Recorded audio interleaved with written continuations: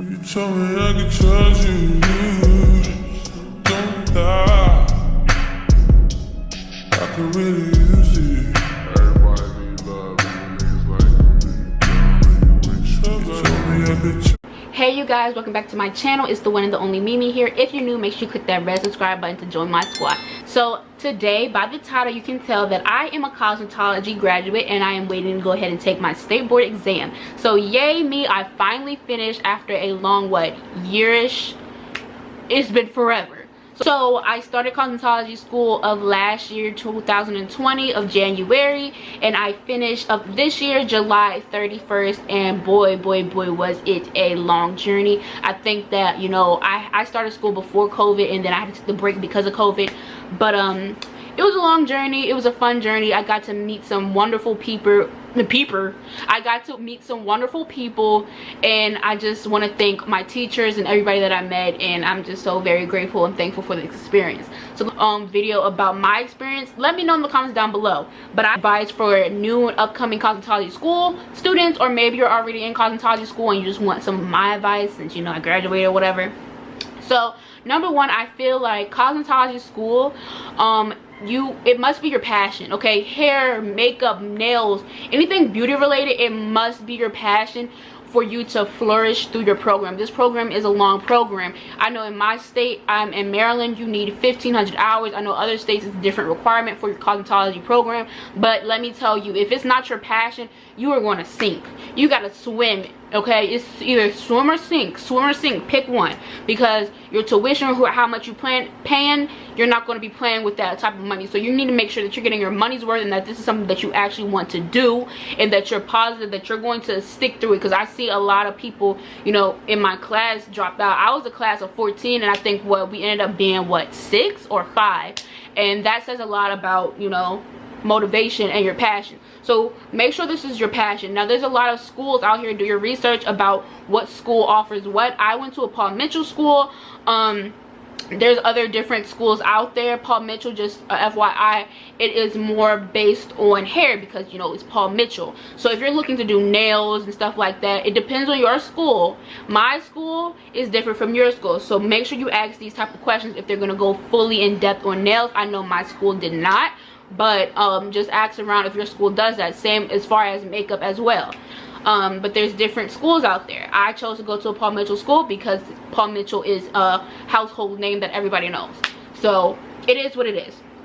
2, you must stay focused. Although this is beauty school and people are all often, you know, make jokes about it and like, oh, it's beauty school, how can you fail that, how can you do this? Girl, trust me, you gotta study, you gotta put in the effort, you gotta put in the work, you gotta know that this is what you want, and you gotta stay focused at the goal at the end of the road, okay? Because that's what I did. I knew at the end that I was going to stay to the end, and that I was going to work my butt off to, you know, make sure I get my education work, make sure I get my full tuition money's worth, because, you know, this is the information that you need in order to upstart your career and so that you can flourish later on. So stay focused, do not get distracted, please don't, okay? Because this is something that is going to be life-changing. You know, the beauty industry is always forever changing, and it's very welcoming.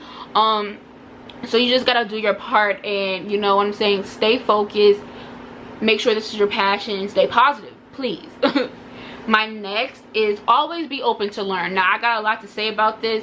Now when I came to cosmetology school, I knew pretty much what I wanted to focus in. People have different things they want to focus in. Some people want to focus on color, some people want to focus on cuts, some people want to do textured hair, some people want to do wigs and weaves like I do. I like to focus on natural hair, wigs, weaves, and color. That's mainly what I specialize in. I don't specialize in braids, even though I can do them, but I don't specialize in that, anything like that. So you need to be open to learn different things. Now I knew quite a bit information before going to cosmetology school, just because, you know, I've been doing stuff on my own for so long and perfecting my craft. But you always got to be open to learn how to do things the right way. YouTube is a great platform or whatever. You get a lot of knowledge from knowledgeable people, whatever, but some people on YouTube that are teaching you these things, they might not be professional, or they're doing things that is their way, or doing things that's not safe. Some of them are professionals, but again, they're probably doing it the way that they learned to do it or adapted to do it or whatever. So it's always good to, you know, go to do a school and do the basics and go over the basics and always be open to learn things. Do not go into cosmetology school thinking that you know everything, because you don't.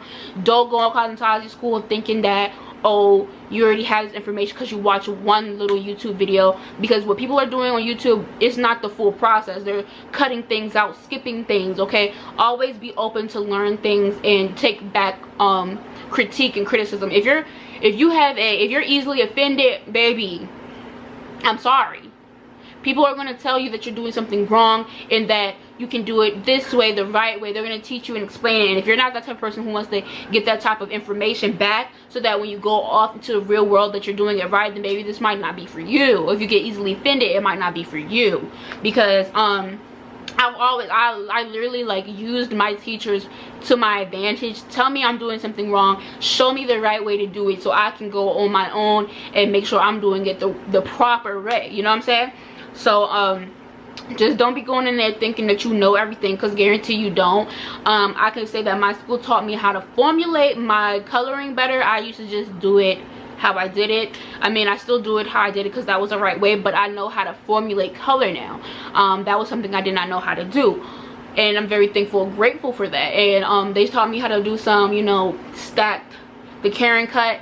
I did not know how to do that before. I could do some different cuts now. I used to just do blunt cuts, and now I can do different cuts and layers. So very grateful, very thankful for that as well. So again, always be open to learning different things, new things, and different techniques. Okay, don't think that you're a know-it-all. Next is to stay motivated. Now, like I said before, I was a big class. I was part of 14 people, and literally only 6 people stuck out to the end.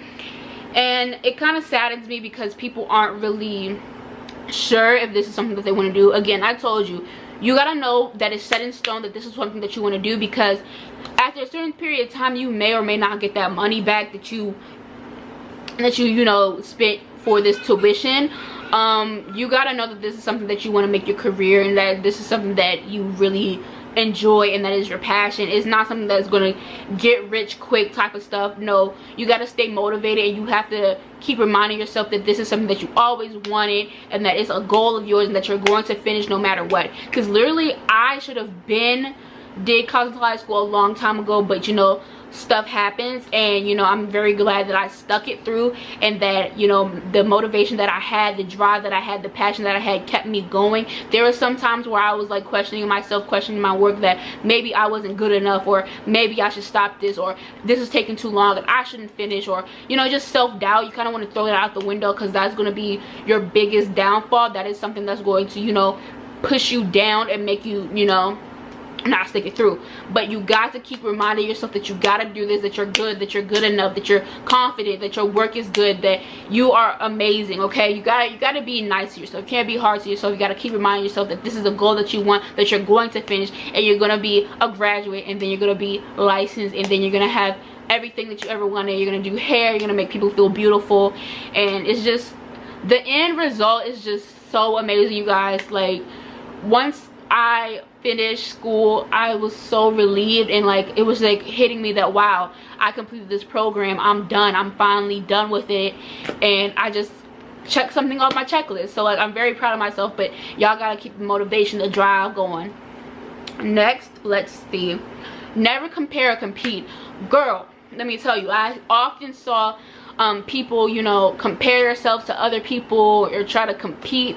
Let me tell you, you guys are all students. There should not be any competing or comparing. Do not compare your work to people that you see on Instagram, because those people may or may not be licensed, but it means that they might have been doing this longer than you have. Never compare your work, because you're going to forever grow, you're going to forever do things, and your work is going to forever grow with you. So never compare your work to somebody else's, or think that your work looks bad compared to theirs, because everybody started somewhere. Okay, I can show you my stuff from a long time ago. You don't start off knowing something, you don't start off with your work being great. Everybody starts at 0. Okay, I always tell people, do not compare yourself, because at the end of the day, you are your own person, and what comes from you is you and unique. Okay, nobody is Tamia, nobody is Mimi, all right, and nobody is you.